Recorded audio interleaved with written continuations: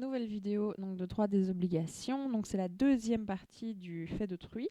Donc, la première traite de la responsabilité des parents et des instituteurs avec donc un récapitulatif à chaque fois. Et celle-ci va donc traiter de la partie maître et commettant et donc le fait du volontaire dans une organisation. Au niveau de la table des matières, elle est reprise donc à l'autre vidéo parce que je pensais que tout tiendrait dans une vidéo, mais ça dure beaucoup trop longtemps. Et donc, la responsabilité des maîtres et commettants est organisée donc, à l'article 1384, alinéa 3 du Code civil. Donc, pour rappel, les articles 2 et 5 donc, reprennent la responsabilité des parents. L'alinéa 4 reprend donc la responsabilité des instituteurs et donc l'alinéa 3, celle des maîtres et commettants. Et en tant que maître et commettant, on est donc présumé responsable des dommages causés par la faute des domestiques en fait, ou préposés dans l'exercice de leurs fonctions.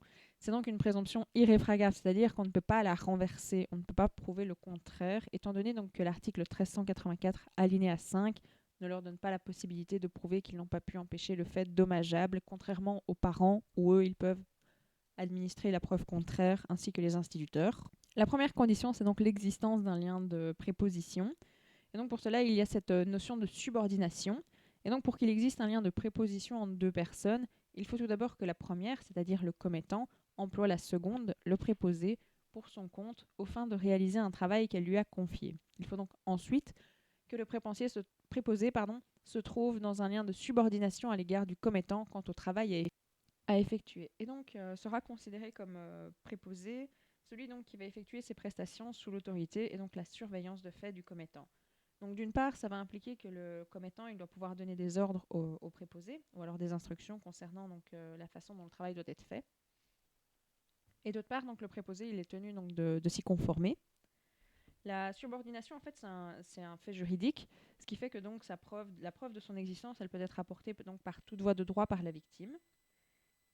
Et donc, pour ça, donc, la Cour de cassation elle va vérifier si le juge du fond donc, a pu légalement déduire l'existence de ce lien de subordination. Une fois que les conditions sont réunies, il importe peu que le commettant ait été présent ou alors qu'il ait effectivement pu exercer ses prérogatives au moment où le préposé va commettre la faute. Il suffit en fait qu'il ait juste ce pouvoir virtuel d'agir de la sorte. Il n'est pas indispensable qu'il en ait réellement usé. Et ensuite, il n'est pas nécessaire que ce pouvoir soit exercé directement par le commettant. On peut donc recourir à des intermédiaires donc dans le cas d'un prêt de préposé. Ensuite, la subordination, elle n'est pas incompatible avec une certaine autonomie dont le préposé pourrait jouir. Il pourrait avoir des connaissances plus élevées, plus grandes, supérieures à celles de son commettant. Donc on ne tiendra pas compte de l'existence ou alors l'absence d'une rémunération. Ça, ce sont des faits qui n'ont rien à voir là-dedans. Et donc l'appréciation de l'existence d'un lien de subordination, elle va s'effectuer en fait. Et on va le faire indépendamment donc, du contrat qui sera conclu entre les parties. Et donc il suffit que dans les faits, le commettant puisse donc exercer son autorité ou alors sa surveillance sur les différents actes du préposé. Et dans la plupart des cas, les employés ou les ouvriers sous contrat de travail sont donc des subordonnés. Donc dans le cas par exemple des instituteurs, ce sont des subordonnés s'ils ont donc le fameux contrat de travail. Le lien de subordination, il ne va pas se déduire nécessairement de l'existence d'un contrat de travail, parce que certains n'en ont pas forcément. Et donc, c'est vraiment... il ne va pas donc se déduire nécessairement de cela, parce que partant, en fait, le préposé, il peut se prévaloir des règles qui vont limiter la responsabilité du travail, donc édictées par l'article 18 de la loi du 3 juillet 1978. Et donc, par exemple, les contrats de mandat et les contrats d'entreprise ne vont pas entraîner un lien de subordination, sauf dans certaines circonstances. De même qu'un contrat de sous-traitance, lui, il va carrément exclure toute subordination, sauf si, mais vraiment sauf si le maître d'ouvrage donc, se réserve ce pouvoir de direction effective et de contrôle donc, des activités de l'entrepreneur ou alors du sous-traitant. Et donc, ce régime de responsabilité, il ne va pas s'appliquer aux personnes morales de droit privé ou de droit public pour les actes illicites commis par les organes. Ce qui fait que donc, ce dernier, l'organe, il va donc s'identifier à la personne morale dont il détient une partie de l'autorité et il n'est donc pas dans un lien de subordination à l'égard de celle-ci. À partir du moment donc, que cet organe il est assimilé fictivement à la personne morale, la faute qu'il commet donc, dans l'exercice de ses fonctions va engager directement la responsabilité de la personne morale pour le compte de laquelle il va travailler, sur base donc, de l'article 1382 et non pas donc 1384 alinéa 3. Il est admis que l'organe en tant que personne morale pouvait engager donc sa responsabilité personnelle aux côtés de celle de la personne morale, mais c'était une solution qui était vraiment critiquée. Et donc, la qualité d'organe pour les personnes morales de droit privé, elle est déterminée par la loi. Et on peut donc, par exemple, mettre les assemblées générales, le conseil d'administration, ses membres, un gérant.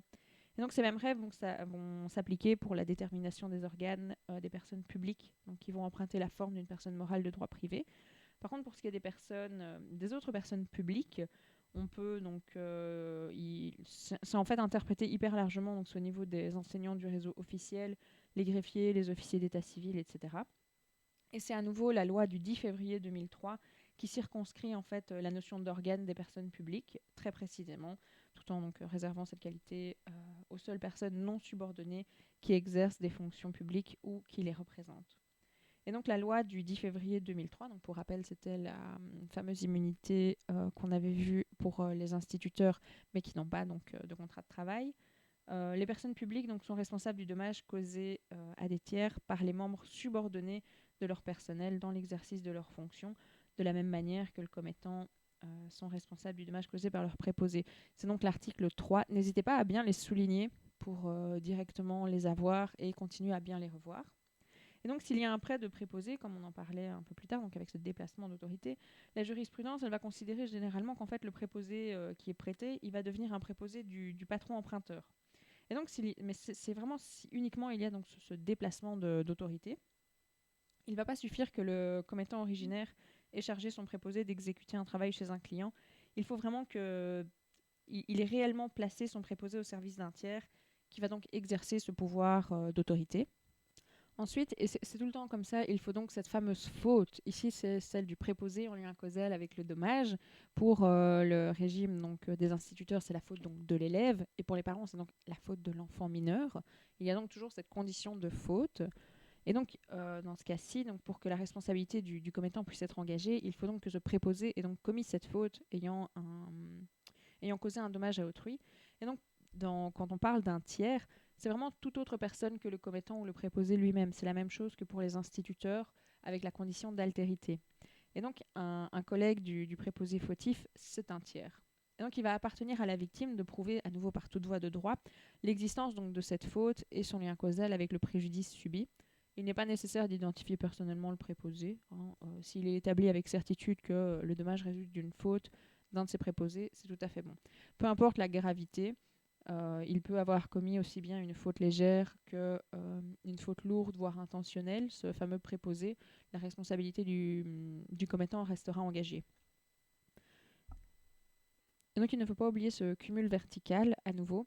Donc si un préposé, imaginons, cause un dommage à un tiers avec un animal, on va donc se prévaloir de 1382 si jamais donc, il a commis une faute dans sa surveillance, par exemple avec l'animal, qu'il l'a lâché ou il faut qu'il ait commis une faute dans tous les cas, peu importe laquelle c'est. Et donc, comme il y a le fait de l'animal, donc on va aller se prévaloir de 1385 contre lui. Mais en plus de ça, si c'est un préposé, on va également tenir responsable son commettant. Et donc, on va aussi se prévaloir de 1384 alinéa 3 du Code civil, juste au-dessus. Et cela dans le but vraiment que la victime puisse donc avoir son indemnisation. Donc, faites bien attention à cela. Et aussi, si jamais donc, on va contre le commettant, s'il a commis une faute, si par exemple, je ne sais pas vraiment, j'en ai pas là comme ça, mais imaginons un chien de 80 kilos qui n'est pas éduqué, qui tire en laisse, pour rester dans l'exemple, enfin bref, le pauvre animal, il n'a rien pour lui, mais il faut malheureusement pour l'exemple. Et le préposé, c'est un gringalet qui n'a pas la force de tenir l'animal, et le chien va voir quelqu'un au loin, ce fameux tiers, va tirer et le préposé ne pourra pas le retenir. On pourrait peut-être retenir la responsabilité du commettant sur base de 1382, 1383, parce qu'il n'a pas agi en bon père de famille. Il fallait se douter que un gringalet ne tiendrait pas un chien, enfin une masse de muscles de 80 kg. Dans ce cas-ci, bon, c'est des exemples qui sont vraiment pour démontrer qu'il faut toujours avoir ces articles en tête, mais voilà, j'espère que ça fonctionne quand même. À nouveau, au niveau du travailleur salarié, il y a donc son immunité. Vraiment ne pas les oublier. Donc, dès qu'on a un travailleur, donc salarié sous contrat de travail, secteur public, on a donc cette immunité qui va jouer. Et donc, le préposé qui va se trouver donc engagé dans des liens d'un contrat de travail, il va aussi bénéficier donc de l'immunité basée donc sur l'article 18 de la loi du 3 juillet 1978. Et donc, cette immunité, elle va jouer que pour les fautes qui sont commises dans l'exécution du contrat de travail, pas celles qui seront commises sur le chemin du travail. Ça a bien distingué. Et donc, la faute du préposé, elle doit vraiment être commise dans l'exercice de ses fonctions. Donc, à nouveau, cette exonération de l'article 18, elle est personnelle au travailleur, comme elle est personnelle à l'instituteur. Elle ne pourra donc pas profiter au commettant, qui ne pourrait donc pas invoquer l'immunité de son préposé s'il veut échapper donc, à cette présomption de responsabilité. Et donc l'article 18, il va vraiment empêcher, il ne va pas empêcher la victime d'agir contre le commettant en vertu de 1384 alinéa 3 pour toutes les fautes donc quelconques que le préposé aurait causées. Ça va faire qu'avec cet article 18, il va immuniser donc le travailleur non seulement à l'égard des tiers, mais aussi à l'égard de son employeur. Son employeur pourrait se retourner contre lui en cas d'action récursoire. Donc c'est dans le cas où, avec la subrogation, par exemple, l'employeur qui a indemnisé la victime va se retourner contre le préposé pour avoir sa part du remboursement en fait, de l'indemnisation qu'il a fait. Et donc, ça va vraiment paralyser cette action récursoire. La dernière condition, c'est donc l'accomplissement de l'acte dans l'exercice de ses fonctions. Donc, un commettant, il ne peut pas être tenu pour responsable du comportement fautif de son préposé dans le cadre de sa vie privée. Mais pour engager donc sa responsabilité, il faudra que l'acte dommageable du préposé doive être accompli donc, dans l'exercice des fonctions auxquelles il est employé. C'est interprété très largement par la jurisprudence parce qu'il suffit en fait que l'acte fautif du préposé ait été accompli pendant la durée du service du préposé et qu'il soit en relation avec ses fonctions, fût donc indirectement ou alors occasionnellement, et il sera donc tenu responsable. Il tiendra donc au juge de déterminer in concreto les limites donc des fonctions attribuées au préposé. Un acte est considéré comme accompli pendant la durée des fonctions s'il intervient donc pendant les heures de travail du préposé, mais également durant des heures supplémentaires qu'il viendrait donc à prester à la demande ou alors avec l'accord de son commettant. Si donc le préposé va commettre une faute préjudiciable pendant une interruption de travail, le commettant pourrait donc être responsable si la suspension du travail peut être considérée comme rentrant dans l'exercice normal des fonctions. Il y a un lien de connexité en fait entre l'acte et la fonction qui peut s'avérer assez ténu. Ce qui fait donc qu'il suffit que l'acte ait été commis donc, à l'occasion des fonctions. La responsabilité du commettant, elle pourrait aussi être engagée alors que le préposé n'exerce pas à proprement parler les tâches qui lui sont dévolues, mais il continue à agir dans le cadre donc, de ce lien de subordination et pendant la durée des fonctions. Il y a donc ensuite l'abus de fonction qui, à lui seul, ne va pas exonérer la responsabilité du commettant.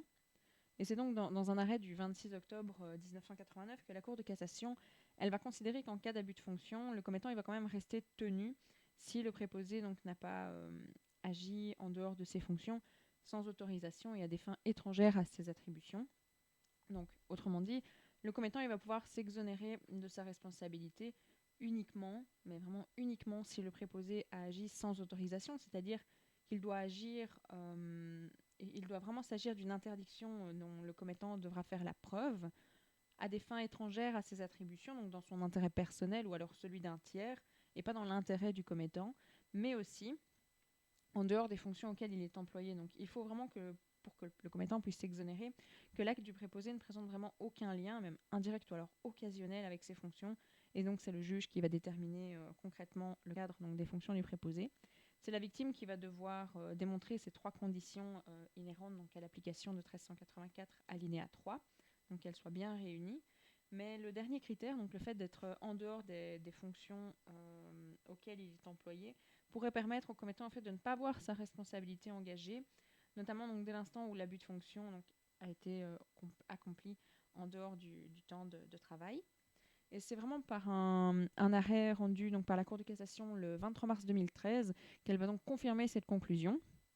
Elle va reprendre donc, toute cette jurisprudence énoncée dans l'arrêt du 26 octobre 1989, mais elle va préciser qu'en plus, l'acte illicite qui résulte d'un abus de fonction est accompli pendant donc, le temps de la fonction et est même indirectement et occasionnellement en relation avec celle-ci. Le commettant doit dès lors répondre civilement donc, de la faute de son préposé. Si la victime avait connaissance de l'abus de fonction, la Cour de cassation elle va considérer qu'il y a donc la responsabilité du commettant qui va demeurer. Mais en plus de cette faute de la victime, qui consiste donc en le fait de savoir ou qu'elle aurait dû savoir donc que le préposé abusait de sa fonction, ça ne va pas suffire à exclure la responsabilité du commettant. Mais par contre, si on prend donc la théorie de l'équivalence des conditions, la victime elle va devoir supporter la part du dommage imputable à sa négligence. Et donc dans un arrêt de la Cour de cassation de 2015, on estime que si on fait donc application de l'adage fros omnia corrumpit, donc la faute corrompt tout, le commettant il ne peut pas donc invoquer la faute de la victime pour obtenir un partage de responsabilité en présence d'une faute intentionnelle du préposé. Et la responsabilité directe de la personne morale agissant par l'intermédiaire d'un organe ne sera donc pas engagée en cas d'abus de fonction.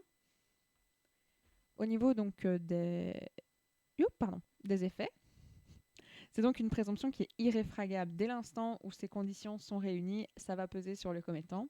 L'article 5 donc, ne permet donc pas, pour rappel, au commettant d'apporter donc la preuve qu'il n'a pas pu empêcher ce fait dommageable. C'est donc une responsabilité objective, c'est-à-dire une responsabilité sans faute. C'est la même chose que le régime des produits défectueux. Il n'y a pas de faute à démontrer. Ce serait de démontrer une faute dans un produit. C'est pas vraiment ça, c'est plus un défaut dans ce cas-ci, comme celle des comment ça s'appelle encore, les usagers faibles. Il n'y a pas de faute, c'est une responsabilité, enfin c'est une autre responsabilité, mais on peut considérer ça donc comme une responsabilité objective où il n'y a pas de faute. Il faut vraiment bien faire attention à ça. Il y a vraiment trois sortes de responsabilités. Donc celle avec une faute, il y a tout d'abord donc la faute prouvée avec 1382 et donc 1383, la faute présumée au niveau donc des parents et des instituteurs. Ensuite, il y a donc celles qui sont sans faute, qui sont donc des responsabilités objectives, où on a donc les maîtres et commettants. On va avoir pareil avec donc les produits défectueux. Et ensuite, il y a encore une autre responsabilité, qui sont donc c'est encore des présomptions irréfragables, mais pas objectives. C'est par exemple le fait des animaux. Donc, je reprendrai tout ça dans une autre vidéo pour bien les reprendre à la limite, ou en fin d'une autre vidéo. Et comme moyen de défense, donc, il va devoir, le commettant, administrer la preuve contraire, mais il ne peut pas donc s'exonérer en s'attaquant aux conditions dans ce cas-ci, vu que il ne pourra pas établir qu'il n'est pas le commettant ou qu'il n'y a pas de faute du préposé. Donc il ne peut pas s'exonérer en s'attaquant à ces conditions. Et donc la responsabilité du commettant ne va pas effacer la responsabilité personnelle du préposé. Les deux, donc, qui sont responsables in solidum. C'est à chaque fois comme ça. Si on reproche quelque chose au préposé, donc on ira attaquer, à nouveau c'est entre guillemets, attaquer le commettant, ils seront donc tenus in solidum.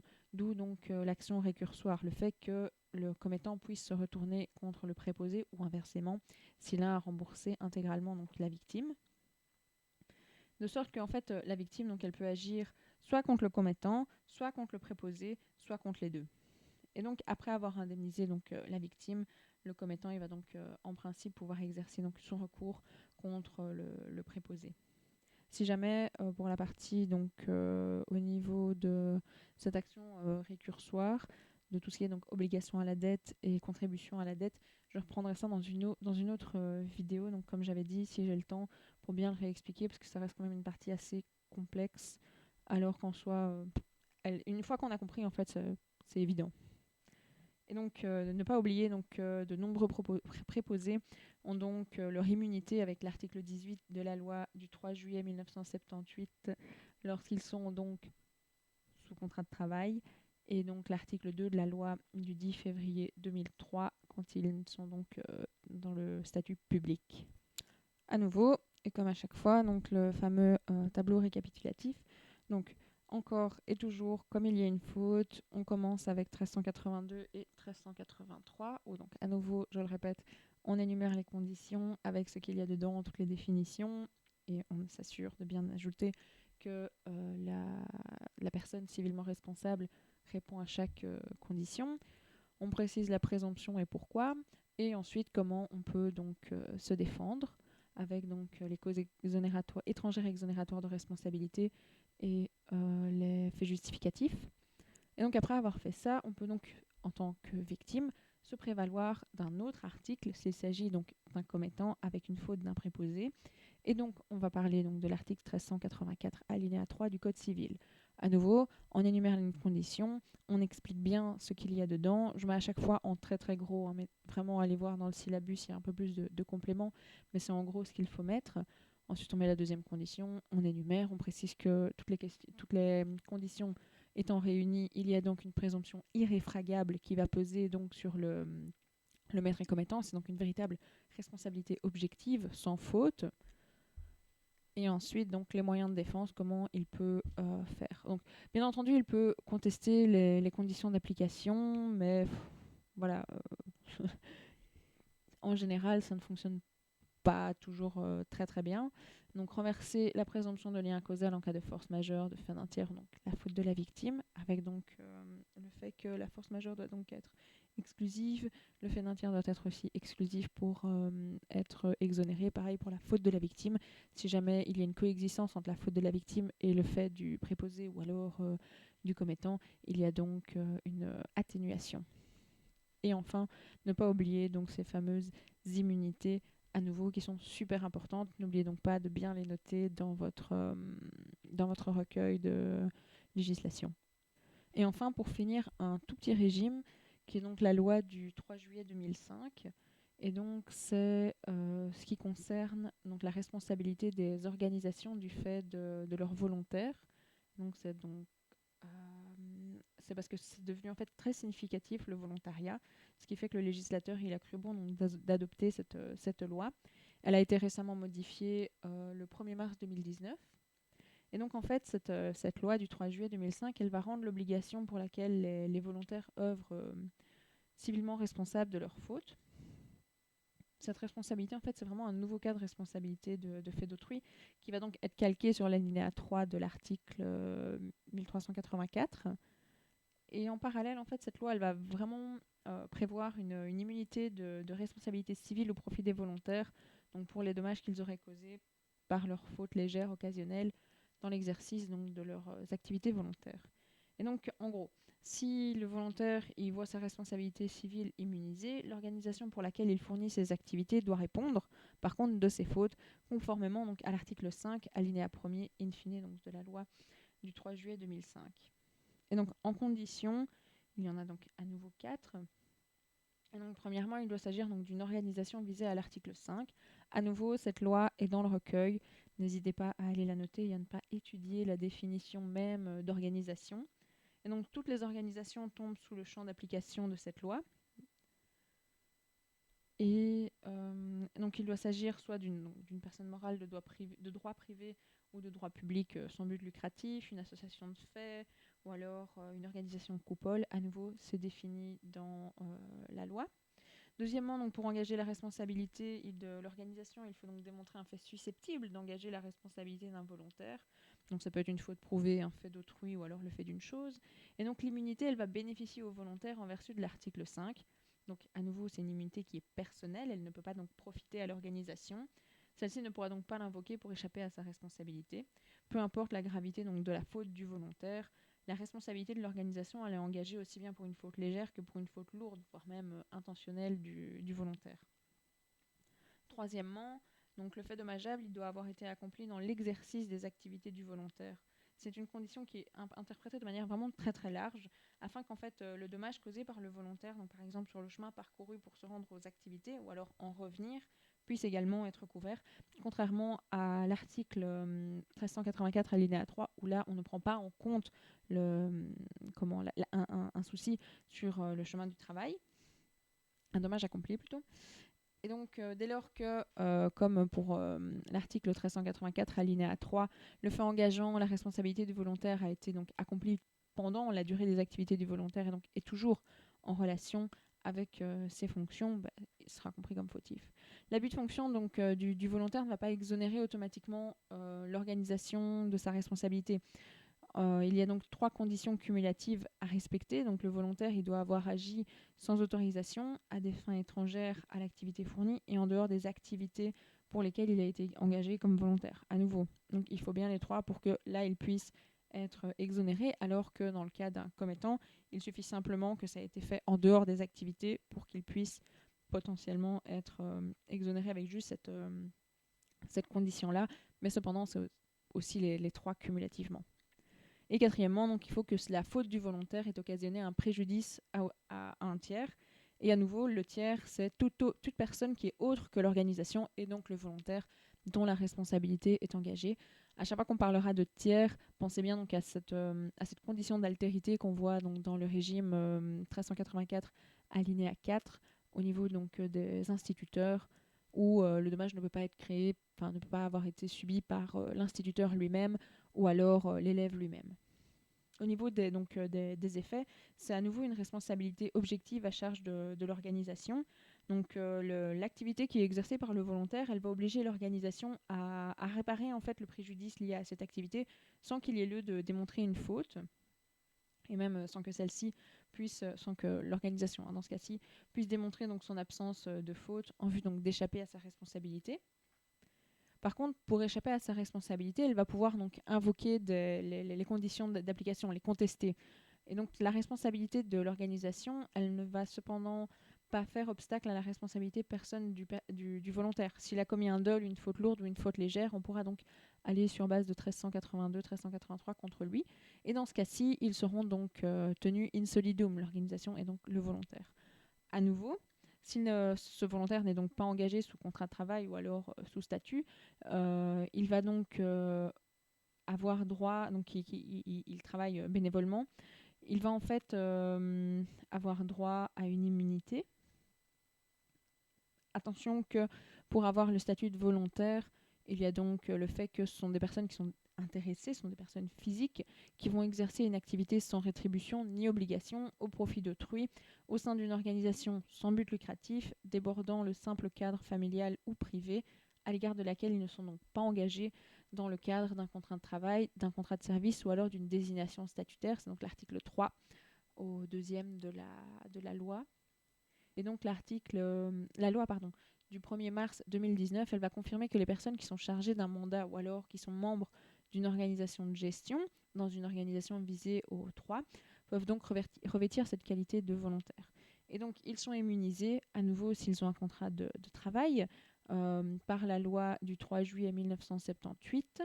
Sinon, s'il s'agit donc d'une association de fait qui va constituer une section d'une organisation coupole, dans ce cas-ci, les volontaires ils vont bénéficier, en vertu de l'article 5 de cette loi, d'une immunité de responsabilité civile pour les dommages donc, qui seront causés par leur faute occasionnelle dans l'exercice de leur activité de volontaire.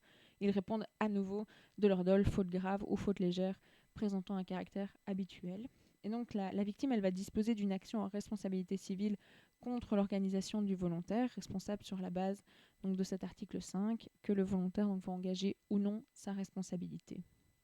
Donc voilà au niveau du fait d'autrui, donc les principaux régimes et même les seuls ont donc été vus. N'hésitez pas donc à aller voir le principe général avec notamment la réplique. Très vite fait, donc c'est avec le revirement de jurisprudence en France, mais chez nous ce sera juste un revirement amorcé donc à Mons en 1995. Il va y avoir un peu plus en France alors que chez nous ça n'aura pas apporté énormément. Et donc à bien voir cette partie-là parce que ça pourrait donc être une question d'expliquer donc le principe général. Après en général les questions de DOB, il y a beaucoup de remettre de la de la théorie, mais c'est beaucoup des questions à nouveau très ouvertes. Il faut vraiment avoir compris la matière de manière transversale. Il faut vraiment comprendre, c'est comme un livre qui se suit en quelque sorte, et il faut vraiment la comprendre comme ça pour pouvoir répondre aux questions, parce que dans certains cas, une question qu'on a eue, ça parlait donc de la faute intentionnelle qui changeait donc le régime applicable. Il y a donc la faute intentionnelle dans le cas d'un dol, la faute intentionnelle au niveau de nos immunités. Enfin, il y en a vraiment plusieurs, donc il faut vraiment retracer tout le cours de manière linéaire, d'où le fait d'avoir sa table des matières en tête, c'est super, super important. À nouveau, n'hésitez pas à revenir vers moi s'il y a donc le moindre souci. On se revoit donc dans une autre vidéo donc pour parler des autres régimes et dans encore une autre où donc on reverra comment bien répondre donc au casus. Beaucoup de courage.